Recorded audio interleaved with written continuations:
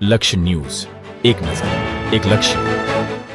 સુરેન્દ્રનગર જિલ્લામાં પ્રાકૃતિક ખેતીના વ્યાપ માટે આત્મા પ્રોજેક્ટ ઉપક્રમે પ્રાકૃતિક ખેતીના ઇનપુટ ઉત્પાદકો અને સહકારી મંડળીઓની સંયુક્ત બેઠક યોજાઈ.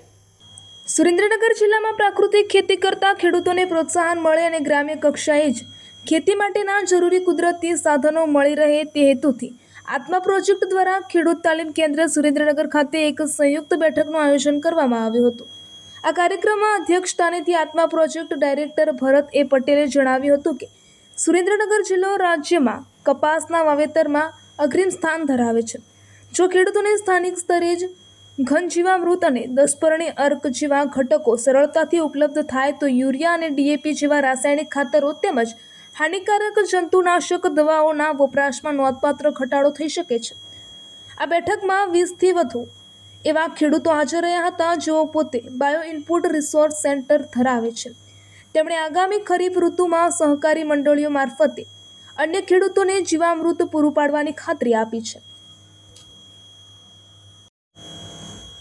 જિલ્લા રજિસ્ટ્રાર કોમલબેન ચૌધરીએ આ પહેલને બિરદાવતા જણાવ્યું હતું કે સહકારી મંડળીઓનું માળખું છેવાડાના ગામડાઓ સુધી ફેલાયું છે.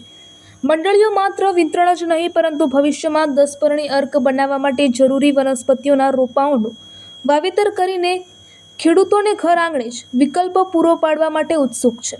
ગ્રીન કમાન્ડો સંગઠનના ફાઉન્ડર વિષ્ણુભાઈએ માહિતી આપતા જણાવ્યું હતું કે તેમના સંગઠન દ્વારા રાજ્યના 18 જિલ્લાઓમાં દસપર્ણી અર્કનું વિતરણ કરવામાં આવે છે, જેમાં ગત વર્ષે સૌથી વધુ વિતરણ સુરેન્દ્રનગર જિલ્લામાં થયું હતું.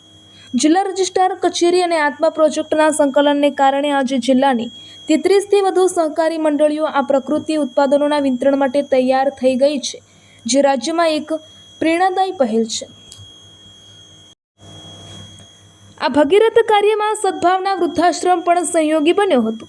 સંસ્થાના પ્રતિનિધિ દિનેશભાઈ પટેલે જણાવ્યું હતું કે પ્રાકૃતિક ખેતીના ઇનપુટ બનાવવા માટે જરૂરી ઔષધીય વનસ્પતિઓના રોપા સદભાવના વૃદ્ધાશ્રમ દ્વારા તૈયાર કરી આપવામાં આવશે.